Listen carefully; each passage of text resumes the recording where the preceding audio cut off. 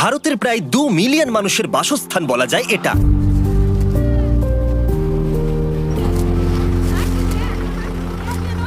সারা দেশের অনেকগুলো ডাম্প সাইটের মধ্যে এটা একটা, যেখানে মানুষদের আবর্জনার পাহাড়ের মধ্যে অনেকটা সময় কাটাতে হয়, যেখানে থাকে প্রায় ধারালো বস্তু, বিষাক্ত বর্জ্য পদার্থ, যেগুলো প্রায়শই মারাত্মক রোগের কারণ হয়ে দাঁড়ায় প্রতিদিন মাত্র $3 রোজগার করার জন্য। যেহেতু এটা বিশ্বের সর্বাধিক জনসংখ্যার দেশ, তাই ভারতে প্রতি বছর প্রায় 1.3 বিলিয়ন পাউন্ডের আবর্জনার উৎপত্তি হয়। ধনী এবং দরিদ্রের মধ্যে ক্রমশ বেড়ে চলা সম্পদের পার্থক্যের জন্য লক্ষ লক্ষ মানুষ এই সমস্ত আবর্জনা বিক্রি করে তাদের জীবিকা নির্বাহ করতে বাধ্য হয়, আর তারা এই জীবনযাত্রার মধ্যেই আটকে পড়ে রয়েছে। এটা সত্যিই হতাশাজনক। এই প্রজেক্টটা যখন আমরা নিয়েছিলাম তখনই আমরা জানতাম এটি কঠিন হতে চলেছে, কিন্তু আমার কোনো ধারণাই ছিল না যে এটি কতটা হৃদয় বিদারক হতে চলেছে এবং যে আমরা সরাসরি দেখেছি। আমি সত্যি বলতে এরকমটা আগে কখনো দেখিনি। একজন বাবা হিসেবে কারোর সন্তানকে এরকম একটা পরিস্থিতিতে কাজ করতে দেখে সত্যিই খুব কষ্ট হচ্ছে, আর আমি সত্যিই জানি না আমি এটাকে কিভাবে বলে বোঝাবো। এটা ঠিক না। একজন মানুষ হিসেবে আমরা এদেরকে এই ধরনের কাজ করা থেকে আটকাতে পারি এবং ভালো কিছু করতে পারি। কিন্তু আবর্জনার স্তূপ এখানে একমাত্র সমস্যা নয়। জনসংখ্যার একটা বড় অংশ শহরের এই সমস্ত বস্তিতে বাস করে। এখানকার দারিদ্র্য এবং জীবনযাত্রার অবস্থা অত্যন্ত কঠোর।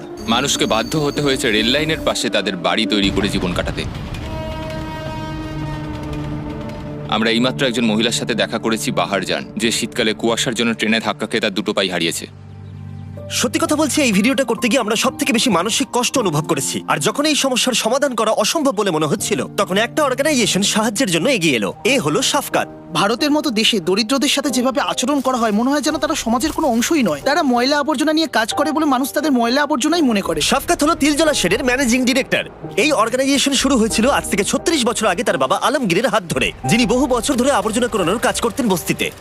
এই বস্তির খুব অল্প সংখ্যক মানুষ লিখতে এবং পড়তে জানতেন। আলমগীর তাদের মধ্যে একজন ছিল। তিনি একজন স্কুল টিচার হয়েছিলেন এবং বুঝতে পেরেছিলেন যে নিরক্ষরতা দূরীকরণে তিনি এবার সুযোগ পেয়েছেন। আর তাই 1987 সালে তিনি প্রতিটি নিরক্ষর শিশুকে ক্লাসরুমে আনার অভিযান শুরু করেছিলেন।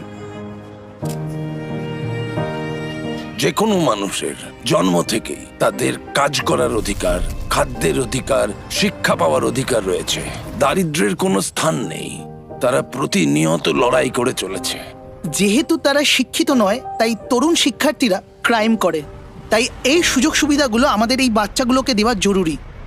এই শিশুদের মধ্যে একজন ছিল আকবর, যে আবর্জনার স্তূপের মধ্যেই জন্মগ্রহণ করেছিল। একটু বড় হতেই সে মা বাবার সাথে আবর্জনা কুড়ানো শুরু করতে বাধ্য হলো, শুধুমাত্র বেঁচে থাকার রসদ জোগাড় করতে। তার মানে এমন একটা জীবন যেখানে কোনো শিক্ষা নেই, কোনো সুরক্ষা নেই, এবং সব থেকে দুঃখের বিষয়, উজ্জ্বল ভবিষ্যতের কোনো সম্ভাবনা নেই। প্রায় 6 মাস আগেই ওর বাবা মারা গেছে, ফলে ওদের ফ্যামিলিতে খুব চাপ রয়েছে। এখন ওর মা পুরো একা, এবং তার পক্ষে এই পুরো পরিবারটা একা টেনে নিয়ে যাওয়া কার্যত অসম্ভব হয়ে দাঁড়িয়েছে। আকবর চাইনি এই জীবন যেখানে আছে শিশুশ্রম, দারিদ্রতা এবং এমন একটা চাপের জীবন যা সমস্ত শিশুর কাছেই অসহ্য। ও গেটের বাইরে থেকে স্কুলে কি হচ্ছে দেখে। আসলে কোনোদিন সুযোগ পায়নি স্কুলে ঢুকে ক্লাসে বসার। ওর এখন 12 বছর বয়স। ও কোনোদিন স্কুল যায়নি। ও জানেই না কিভাবে লিখতে পড়তে হয়। তুমি কি হতে চাও বলো? ইঞ্জিনিয়ার। ইঞ্জিনিয়ার? ও বলে আমি অনেক কিছুই দেখতে পাই যেগুলো রাস্তায় পড়ে রয়েছে। মানুষের গাড়ি ব্রেকডাউন হয়ে গেছে, কেউ কিন্তু সাহায্যের জন্য এগিয়ে আসে না। আমি এদেরকে সাহায্য করতে চাই। এই সমস্ত প্রতিকূল পরিস্থিতি সত্ত্বেও আকবর কখনোই শিক্ষিত হবার স্বপ্ন দেখা ছাড়েনি। তাই সাফকাত আকবরকে রাস্তা থেকে তুলে নিয়ে গিয়ে স্কুলে ভর্তি করালো। আর মাত্র 2 বছরের মধ্যে সে ক্লাস 8-এ পৌঁছে গেল। আর এটাই তো হবার ছিল। এটা তার জন্য আমার আশা এবং স্বপ্ন যে সে এখন শিক্ষা পেতে পারে, সে এখন বিশ্ববিদ্যালয়ে যেতে পারে এবং সে একজন ইঞ্জিনিয়ার হতে পারে, যে স্বপ্নটা সে সারা জীবন দেখেছে। তুমি যাতে প্রত্যেকটি সুযোগ সুবিধা পাও, সেই জন্য আমরা তোমার পরিবারকে কিছু অর্থ দেব, যাতে তোমাদের খাওয়া দাওয়া এবং অন্য চিন্তা না করতে হয়। তুমি যদি আমাকে কথা দাও যে তুমি ভালো করে পড়াশোনা করবে, তাহলে আমি তোমাকে সুযোগ সুবিধা দেব যাতে তুমি স্কুলে যেতে পারো এবং ইঞ্জিনিয়ার হতে পারো। ঠিক আছে? প্রমিস? প্রমিস। ডিল? ডিল? এভাবে। কিন্তু আকবর শুধু একটা সংখ্যা মাত্র। এই তিলজলা শেডে প্রায় 10,000 শিশু রয়েছে, যাদের আবর্জনা স্তূপ থেকে তুলে নিয়ে এসে শিক্ষিত করতে হবে, আশ্রয় এবং অর্থনৈতিক সুরক্ষা দিতে হবে। আর ড্যারেন এই প্রথমবার স্কুলের সব বাচ্চাদের সাথে দেখা করবে। আমি তোমাকে একটা এক্সপেরিয়েন্স করানোর জন্য অপেক্ষা করছিলাম। বাচ্চারা যখন এই দরজা দিয়ে ছুটে আসে না, তখন তাদের আনন্দটা দেখো তুমি।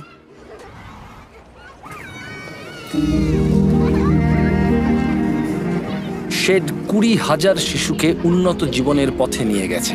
এটি এমন একটি সংস্থা যা বিশাল একটা পার্থক্য তৈরি করেছে। এটি শুধুমাত্র সেই 20,000 জীবন নয়, এটি তাদের সেই বিশাল পরিবারও যারা এই সমাজে জন্মগ্রহণ করে, এবং আরো অনেক সুযোগ সুবিধা এই সংস্থা থেকে তারা পায়।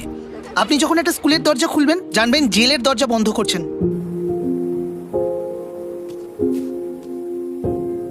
শিক্ষাই এগিয়ে যাওয়ার একমাত্র পথ। এটাই একমাত্র পথ যা সমাজকে বদলে দিতে পারে। শিক্ষার পাশাপাশি তিলজলা শেড আরো একটা কিছু করছে, সেটা হলো অনেক এক্সট্রা ক্যারিকুলার অ্যাক্টিভিটিস, যার ফলে বাচ্চারা তাদের নিজেদের প্যাশন খুঁজে পাবে। তাদের মধ্যে অনেক আর্টিস্টিক ট্যালেন্ট লুকিয়ে আছে, আমরা সব সময় সেগুলোকে বার করে আনতে চাই। আমাদের এখানে স্পোর্টস ক্লাস হয়, টাইকোন্ডো ক্লাস হয়, আমরা এখানে কম্পিউটার শেখানো শুরু করেছি, গিটার ক্লাস হয়, পিয়ানো ক্লাস হয় এবং আরো অনেক কিছু হয়।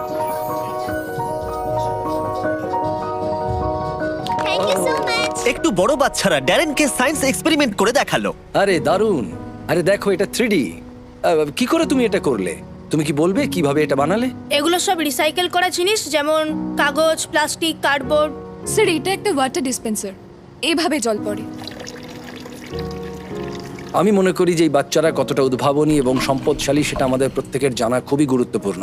তাদের কাছে কাজ করার জিনিস খুবই কম, কিন্তু তবুও তারা এই জিনিসগুলো তৈরি করতে এবং নিজেদেরকে শিক্ষিত করতে প্রতিনিয়ত চেষ্টা করে চলেছে। এমন অনেক সম্ভাবনা রয়েছে যা এই বাচ্চাদের মধ্যে এখনো লুকিয়ে আছে, কিন্তু তারা শিক্ষার সুযোগই পায় না। এভাবে তিলজলা শেড তাদের সম্প্রদায়ের মধ্যে বড় প্রভাব ফেলা সত্ত্বেও এই সমস্যা একার পক্ষে সমাধান করা খুবই কঠিন। এই সম্প্রদায়ের অনেক কিছু প্রয়োজন, তার জন্য তারা লড়াই করে চলেছে। আমরা আমাদের কাজের পরিধি আরো বাড়াতে চাই, কিন্তু তার জন্য আমাদের মতো অর্গানাইজেশনগুলোর অনেক সমস্যা রয়েছে। আমরা ঠিকঠাক রিসোর্স পাই না। আর ভারতে এই সমস্যার সমাধানে যাতে আমরা দীর্ঘকালীন প্রচেষ্টা চালিয়ে যেতে পারি, তাই 1 বছরের জন্য তিলজলা শেডের এই প্রোগ্রামের ফান্ড আমরা দেব বলে ঠিক করলাম, যাতে এই প্রোগ্রাম কলকাতার বিভিন্ন অংশে ছড়িয়ে পড়ে এবং ভারতবর্ষের বিভিন্ন প্রান্তেও। এই সব কিছু আপনাদের জন্যই সম্ভব হচ্ছে।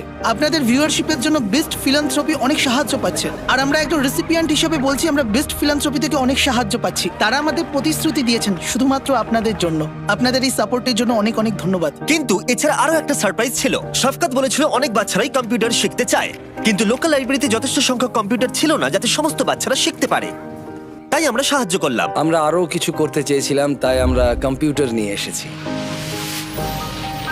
কঠিন দিন থাকবে, চ্যালেঞ্জও থাকবে, কিন্তু একজন সমাজকর্মীর কাজ হলো একটা স্ট্র্যাটেজি খুঁজে বার করা যাতে এই অসুবিধাগুলোর থেকে মুক্তি পাওয়া যায়। এতে যে অসুবিধাই আসুক না কেন, আমরা সেগুলো জয় করতে পারি। কিন্তু এখানেই শেষ নয়। শফকাত ড্যারেনকে মহেশ আর অধীরের সাথে দেখা করালো, দুই ভাই যারা আবর্জনা কুড়ানোর কাজ করে আসছে তাদের 13 বছর বয়স থেকে।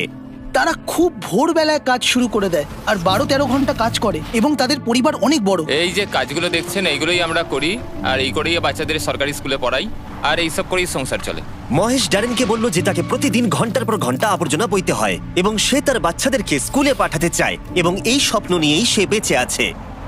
$5-6 একটা পরিবার চালানো খুবই কঠিন ব্যাপার, কারণ এটা অনেক কম টাকা। মহেশ তারপর ড্যারেনকে তার বাড়ি দেখাতে নিয়ে গেল এবং দেখালো তাদের প্রাত্যহিক লড়াই কতটা কঠিন। এখানে অসহনীয় গরম, এবং এটা গ্রীষ্মের সেই উষ্ণতম সময়ও নয়। আসলে এখন শীতের শেষ, কিন্তু এর মধ্যেই এখানে গরম পড়ে গেছে। মহেশের কাছে এই গরমের অন্যতম বড় সমস্যা হলো খাবার নষ্ট হয়ে যাওয়া। তাই উপায় না থাকায় কখনো কখনো তাকে খাবার না খেয়েই কাজ করতে হয়, যেটা এই কাজ করার জন্য স্বাস্থ্যের দিক থেকে অনেকটাই ক্ষতিকর। আমরা দেখেছি যে তুমি তোমার পরিবারের জন্য কতটা কষ্ট করছো, তাই আমরা তোমাকে একটু সাহায্য করতে চাই। আমরা তোমাকে একটা রেফ্রিজারেটর দিতে চাই, আর একটা জিনিস তোমায় বলতে চাই, তোমার বাচ্চা যখন একটু বড় হবে তখন তাকে ভালো স্কুলে ভর্তি করো, আমরা তার অর্থ দেব, ঠিক আছে? হ্যাঁ স্যার, অনেক ধন্যবাদ। খুব ভালো থেকো বন্ধু। যখন বিস্ট ফিলান্থ্রপি প্রথম ডোনেশন নেওয়া শুরু করেছিল, তখন আমরা কোনো ইন্টারন্যাশনাল প্রজেক্ট করিনি এবং আমরা এটা অ্যানাউন্সও করিনি যে আমরা এরকম একটা করতে যাচ্ছি। কিন্তু প্রথম সপ্তাহে যে দেশটি সব থেকে বেশি ডোনেশন দিয়েছিল বিস্ট ফিলান্থ্রপিকে, সেটি হলো ইন্ডিয়া। এটি ভারতীয় জনগণের অসাধারণ উদারতা এবং মানবতার প্রদর্শন করে, এবং তখন থেকেই বিস্ট ফিলান্থ্রপির সাথে এখানে আসা এবং তারা আমাদের প্রতি যে অসাধারণ উদারতা দেখিয়েছে তার প্রতিদান দেওয়া আমার কাছে অগ্রাধিকার পেয়ে এসেছে। আমি স্মিথ ব্রাদার ফ্যামিলি ফাউন্ডেশনকে একটা বড় শাউট আউট দিতে চাই। যখন ড্যারেন জানতে পারলো এই প্রোগ্রামের অনেক বাচ্চারাই রোজ খেতে পায় না, তখন সে তার পুরনো কিছু বন্ধুর সাথে যোগাযোগ করলো আর তারা তাকে খুব সাহায্য করলো। তারা 2 বছরের জন্য 80টা পরিবারের খাবারের দায়িত্ব নিল। এত ভালো হবার জন্য ধন্যবাদ। থ্যাংক ইউ ইন্ডিয়া, আমরা তোমাদের ভালোবাসি। তিলজলা শেডে ডোনেট করার জন্য নিচের লিংকে ক্লিক করুন।